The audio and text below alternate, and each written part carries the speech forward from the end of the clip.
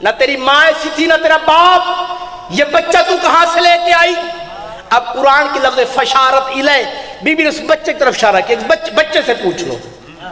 اب وہ بچہ جو 3 دن کا بچہ ہے، جب بچے کے پاس ہے تو بچے نے کیا کہا؟ انی عبداللہ اتانی الکتاب وجعلنی نبیا، فرمایا میں اللہ کا بندہ ہوں، کتاب لے کر آیا ہوں، نبی بن کر آیا ہوں۔ اور سارے یہودی خاموش ہو گئے۔ 1 منٹ کے اندر بچے، حالانکہ حق تو یہ بندہ تھا، انہوں نے الزام لگایا تھا عیسیٰ کی اماں پہ، تو جناب عیسیٰ کا حق بنتا تھا کہ اپنی ماں کی صفائی پیش کرتے۔ ماں کی صفائی نہیں پیش کر رہے، وہ اپنی بات کر رہے ہیں کہ میں اللہ کا بندہ ہوں، کتاب لے کے آیا ہوں، نبی بن کے آیا ہوں۔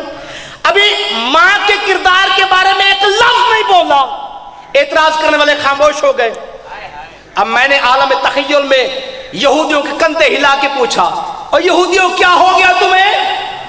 ایک بچے نے تمہیں بدحواس کر دیا، خاموش کرا دیا، ابھی اس نے ماں کے کردار کے بارے میں کوئی بات کی ہی نہیں، ابھی تو اس نے اپنے تعارف کرایا اور تم خاموش ہو گئے۔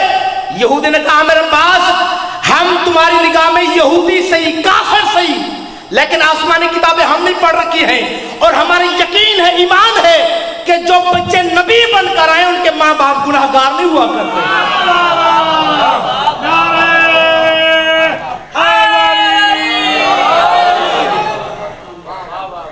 جو بچے نبی بن کر آئے پھر ان کے ماں باپ گناہ گار نہیں ہوا کرتے۔ اچھا، سرکار نے فرمایا تھا کہ انی عبداللہ ہے اتانی الکتاب وجعلنی نبیا، میں اللہ کا بندہ ہوں، کتاب لے کر آیا ہوں، نبی بن کر آیا ہوں۔ اور اسی بات مجھے دکھ بھی ہوتا ہے کہ جب ہمارے کسی مسلمان بچے کا کسی عیسائی کے بچے سے مناظرہ ہو جائے اور عیسائی کہہ دے کہ ہمارا نبی تمہارا نبی سے افضل ہے، تمہارا نبی کے بارے میں قرآن کہتا ہے کہ سید الانبیاء ہے، سید المرسلین ہے نا، قرآن کہتا ہے نا کہ یاسین والقرآن الحکیم انکا لا من المرسلین، کہ اے رسول آپ رسولوں میں سے ہیں، سید ہیں، سردار ہیں۔ اچھا، آپ کا نبی سردار ہونے کے باوجود 40 سال کے بعد نبی بنا، ہمارا نبی نوکر ہو کے 3 دن کا نبی، یعنی کہ مولوی نے کہا کہ 40 سال کے بعد نبی بنا۔ عیسیٰ 3 دن کا نبی، اس نے 3 دن میں آ کے بتا دیا میں اللہ کا بندہ ہوں، کتاب لے کر آیا ہوں، نبی بن کر آیا ہوں۔ اور یہی عیسائی اعتراض کرتے ہیں مسلمانوں، تم کہتے ہو تمہارا نبی ہمارا نبی سے افضل ہے، کیسے افضل ہے؟ ہمارا نبی تو 3 دن کا نبی ہے، تمہارا نبی 40 سال کے بعد نبی ہے، پھر تمہارا نبی افضل کیوں؟ پھر خاموشی سے پریشان ہو کے ہمارا مسلمان بچہ خاموش ہو جاتا ہے، شرمندہ ہو جاتا ہے کہ بات تو ٹھیک ہے، ان کا نبی 3 دن کا نبی، اور ہمیں تو مولوی نے یہی بتایا کہ ہمارا نبی 40 سال کے بعد نبی۔ لیکن فقہ جعفریہ کا بچہ، فقہ جعفریہ کا کوئی ملنگ، یہ نہ کبھی پریشان ہوتا ہے، نہ گھبراتا ہے، نہ کبھی شرمندہ ہوتا ہے، اسے لاکھوں کے مجمع میں کھڑا کر یہ اپنے سینے پہ ہاتھ مار کے کہا، اوہ عیسائیو، تم عیسیٰ کے بولنے پہ فخر کرتے ہو، میرے نبی محمد کا نوکر علی 13 رجب کو کعبے میں آیا، 14 رجب کو محمد کے ہاتھوں پہ آ کے علی نے کہا یا رسول اللہ، اگر تو کہے تو تورات سناؤں، تو کہے تو زبور سناؤں، تو کہے تو انجیل سناؤں، تو کہے تو قرآن سناؤں۔ یعنی علی نے بتا دیا، او جاہلو، او عیسیٰ کے بولنے پہ فخر کرنے والوں، ایسے کام تو محمد کا نوکر علی کر لیا کرتا ہے۔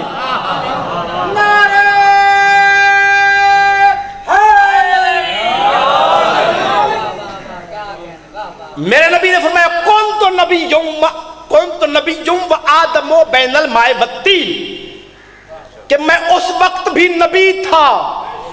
حالانکہ سرکار نے یہ نہیں فرمایا کہ میں اس وقت بھی تھا، خالی تھا میں اور نبی ہونا میں فرق ہے۔ نبوت ایک عہدہ ہے، یعنی کہ ابھی ہمارا ابا آدم بننا ہی نہیں تھا اور محمد عہدیدار نبی تھا۔ کون تو نبی ہوں آدم و بین الماء والطین، میں تو اس وقت بھی نبی تھا کہ جب آدم کی مٹی مٹی میں تھی اور پانی پانی میں تھا۔ کیوں؟ کیونکہ اولو ما خلق اللہ نوری، اللہ نے سب سے پہلے جس چیز کو خلق کیا وہ مجھ محمد کا نور تھا۔ اور میرے نور کو کب خلق کیا؟ جب کائنات آدم عالم میں کچھ بھی نہ تھا، نہ زمین کا زمردی فرش تھا، نہ آسمان کا نیل گشامیانہ تھا، نہ ستاروں سیاروں کی کندیلیں آویزوں ہوئی تھی، نہ لکھنے کے لیے قلم کا سر قلم ہوا تھا، نہ لوگ کی بیسار پچھدارے کائنات میں کچھ بھی نہ تھا، بس ایک خالق تھا جو بنا رہا تھا، مخلوقات نوری میں سے کوئی محمد تھا جو بن رہا تھا، ایک لا مکان بنا رہا تھا، ایک لا مکان بن رہا تھا، ایک لازوال بنا رہا تھا، ایک لازوال بن رہا تھا، ایک لازوال بنا رہا تھا، ایک لازوال بن رہا تھا، ایک بے مثال بنا رہا تھا، ایک بے مثال بن رہا تھا، اور اتنا بے مثال بنایا اس بے مثال نے اس بے مثال کو کہ اس کا سایہ تک اڑا کر رکھ دیا۔ مقصد یہ تھا کہ میرے نبی کا سایہ بھی اس جیسا نہ ہو جائے، صرف یہ بتانے کے لیے اللہ نے اپنے نبی کا سایہ نہیں بنایا کہ جس نبی کا اپنا سایہ اس جیسا نہیں ہو سکتا، اس نبی کا ہم سایہ اس جیسا کیسے ہو سکتا ہے؟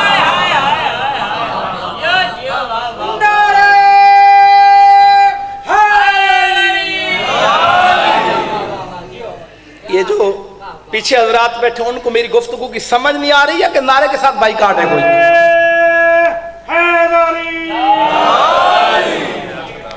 اصل میں بزرگ کو پتہ ہے مسئلہ کیا ہے؟ جو نعرہ نہیں نہ لگاتے شبیر بھائی جمیل صاحب، ان کے ہیں 3 طبقے، نہ 2 نہ 4، 3 طبقے، ہاں 3 طبقے، 1 2 3، یہ 3 طبقے ہیں جو نعرہ نہیں لگاتے۔ ایک تو ایسا طبقہ ہے کہ جو اس نعرے کا قائل ہی نہیں، اس پہ تو لعنت کر کے اسے سائڈ پہ کر دیتے ہیں۔ باقی رہ گئے 2 طبقے۔ دوسرا وہ طبقہ ہے کہ جس کی گردن کا سریا ڈھیلا نہیں ہوتا، جس کی کاٹن کا قلف نہیں ٹوٹتا، جس کی استری خراب ہوتی ہے، جو اپنے آپ کو بڑا عزت دار سمجھتا ہے، وہ کہتا ہے کہ میں نے بندوں میں بیٹھ کے کیسے کو یا علی۔ اور تیسرا طبقہ وہ ہے کہ جو اتنے بندوں میں جسے یا علی کہتے ہوئے شرم آتی ہے۔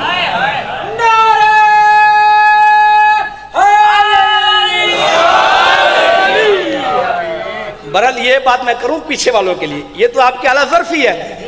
پہلا طبقہ تو لا علاج ہو گیا چاچو جی، باقی رہ گئے 2 طبقے۔ دوسرا طبقہ وہ کہ جو اپنے آپ کو بڑا زیادہ عزت دار سمجھتا ہے کہ میں ملک صاحب ہوں، میں شیخ صاحب ہوں، میں بلوچ صاحب ہوں، میں خان صاحب ہوں، میں شاہ صاحب ہوں، میں نقوی صاحب ہوں، میں کیسے کوئی یا علی، یعنی کہ وہ اپنے آپ کو بڑا عزت دار سمجھتا ہے۔ ٹھیک ہے تو عزت دار ہوگا، لیکن بطول کے بابا سے زیادہ عزت دار تو نہیں ہوگا۔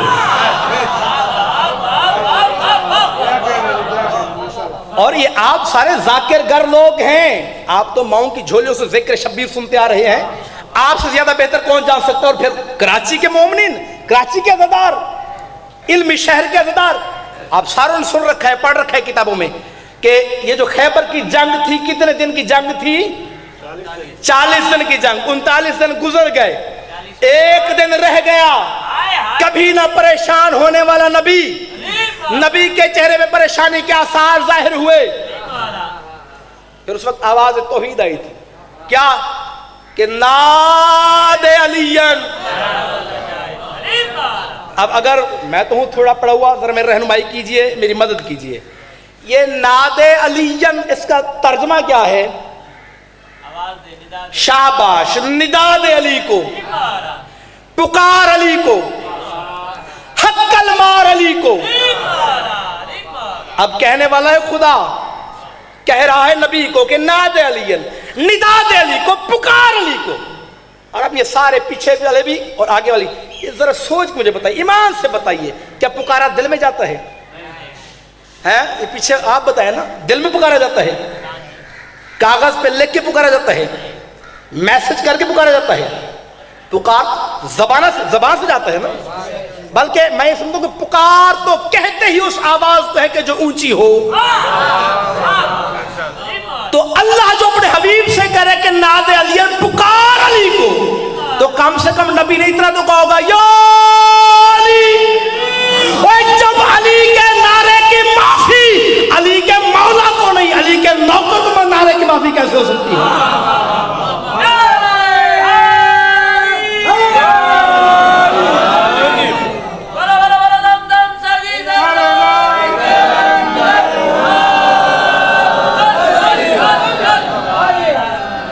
لہذا نعرہ لگانے میں یہ نہ سمجھا کرو کہ ہماری عزت گھٹ جائے گی، خدا کی قسم یہ تو دروازہ ہی ایسا ہے کہ جس نے اپنے آپ کو اس دروازے پہ کہ جتنا ذلیل کیا انہوں نے اتنی زیادہ عزت دے دی. یہ سلمان نے کیا کیا تھا آپ تو بہتر جانتے ہیں, سنانی علماء کرام سے, کہ اس دروازے پہ آ کے اپنی داڑھی سے, اور انہوں نے کیا عزت دی, السلمان منا اہل البیت. اور جناب کلندر نے کیا کیا, جناب کلندر نے کیا کہا کہ حیدریم کلندرم مستم من بندے مرتضی علی ہستم سر گروہ تمام رندانم کیسے گئے قوے شیر یزدانم. اس نے کہا میں حیدری ہوں, میں کلندری ہوں, میں مست ہوں, میں علی کا بندہ ہوں. اور اس نے کہا کہ میں ہادی سال کا عرفانم, میں تمام رندوں کا رہنما ہوں, سردار ہوں. اور یہ بادشاہت, یہ سرداری ایسے مل گئی, کہتا نہیں کہ سگے قوے شیر یزدانم, میں اللہ کے شیر کی گلی کا کتا بنا ہوں تو سردار بنا ہوں.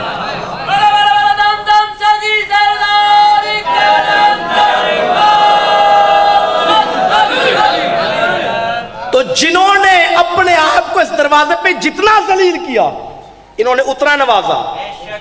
کلندر نے یہ بیان دیا, انہوں نے ایسا نوازا, ایسا نوازا کہ مردہ زندہ کر لیتا ہے. اور یہ تو پھر مولویوں نے ہمیں پریشان کر دیا نا کہ جو مردے زندہ کرے, جو زندہ کو مار دے وہ اللہ ہوتا ہے. اگر یہی صفات اللہ کی ہیں تو کلندر کے بارے میں کیا خیال ہے, کلندر بھی اللہ تھا. او بھائی اللہ اس سے بلند, یہ جنس جو صفتیں تو اللہ کی بتا رہا ہے یہ تو کلندر میں پائی گئی ہے.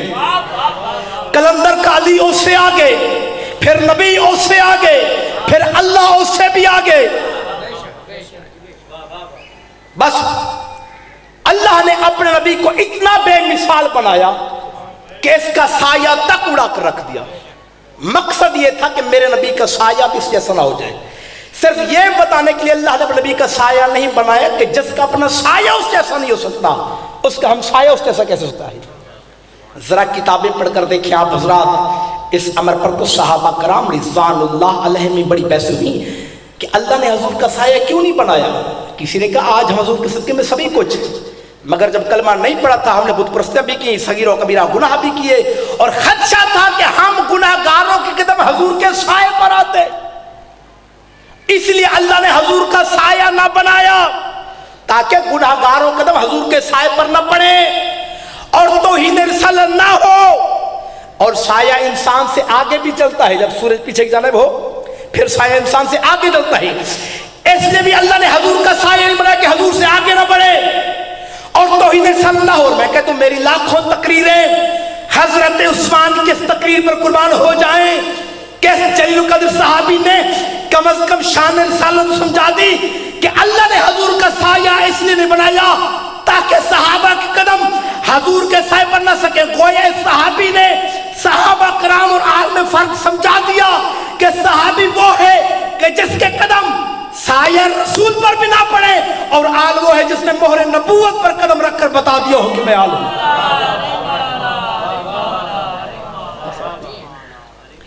اللہ نے نبی کا سایہ ختم کر دیا. اچھا ممبر پہ عرض کر رہا ہوں یہ جملے آپ سب کی آفت دیوانے کے لیے آپ کو پیش کر رہا ہوں. عموماً پوری ملت اسلامیہ یہ بات کہتے ہوئے پائی جاتی ہے کہ آدم سے لے کر عیسیٰ تک یہ تمام انبیاء ہمارے رسول کے پسینے سے بنے ہیں. یہ کہتے ہیں نا, یہ بات بڑی مشہور ہے, لیکن بھائی ہم یوں نہیں کہا کرتے, ہم وہی کہتے ہیں جو یہ خاندان کہتا ہے. کیوں؟ کیونکہ عقیدے کے لیے ہمارے پاس ذاتی اختیار ہے ہی نہیں. جہاں انہوں نے ہمیں رکنے کا حکم دینا وہاں پہ رک جائیں گے. ہم اپنی ہی ذات سے صادر کیا ہے اللہ نے نور رسالت کو. اللہ کے نور سے خالق ہوا ہے نا میرے نبی کا نور, اس لیے کروں کہ اپنی ہی ذات سے صادر کیا اللہ نور رسالت کو. یہ حقیقت محمدیہ کو. ایک شخص نے تمہارے ساتویں امام سے پوچھا, اس نے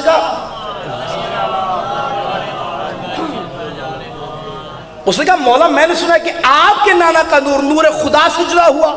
ماسٹر نے فرمایا ہاں میرے نانا کا نور نور خدا سے جدا ہوا ہے. اس نے کہا مولا ایک مسئلہ سمجھائیے, ایک روٹی ہو سالم روٹی اور اس سے ٹکڑا توڑ لیا جائے تو روٹی تو ناقص ہو جاتی ہے نا, تو تیرے نانا کا نور اگر نور خدا سے جدا ہوا ہے تو نور خدا تو پھر پیچھے ناقص ہو گیا ہوگا، ناقص ہو گیا ہوگا نور خدا، جاگنا۔ میرے مولا نے جواب دیا جاہل، ایسی مثالیں دے کے کفر نہ بک۔ فرمایا اگر ایک چراغ جل رہا ہو اور اس کی لو سے دوسرا چراغ جلا دیا جائے، نہ پہلے کے نور میں کمی آتی ہے نہ دوسرے کے نور میں کمی آتی ہے۔ فرمایا اس طرح 2 5 12 14 چراغ جلا لو۔ فرمایا ہمارا نور بھی نور خدا سے اس طرح جدا ہوا ہے جس طرح چراغ سے چراغ جلے۔ اچھا، اللہ نے اپنے جب حبیب کے نور کو خلق کیا تو جس طرح کوئی بھی کاریگر، کوئی انجینئر، کوئی سائنسدان جب بھی کوئی چیز ایجاد کرتا ہے، بناتا ہے، تو بنانے کے بعد اس پہ نظر ثانی کرتا ہے، دوسری دفعہ اسے غور سے دیکھتا ہے کہ کہیں کچھ رہ تو نہیں گیا۔ اللہ نے بھی یہی کیا کہ جب اللہ نے نور نبی کو خلق کیا، خلق کرنے کے بعد اپنی بارگاہ میں رکھا اور پھر دیکھنا شروع کیا، آنکھوں سے، نگاہ بے نگاہی سے، نظر بے بصری سے، بصر بے نظری سے، نگاہ کبریائی سے، بلا کیف و زوال نظروں سے۔ اور یہ تو تجربے اور مشاہدے کی بات ہے کہ کوئی بزرگ کسی نوجوان بچے کو یوں گھور کے دیکھنا شروع کرے اور منہ سے کچھ نہ بولے تو طبیعت میں بے چینی پیدا ہوگی کہ خدا خیر کرے، معنی خیز نظروں سے دیکھ رہے ہیں، منہ سے بولتے کچھ نہیں، کہیں بے ادبی تو نہیں ہو گئی۔ بس یہی کچھ ہے۔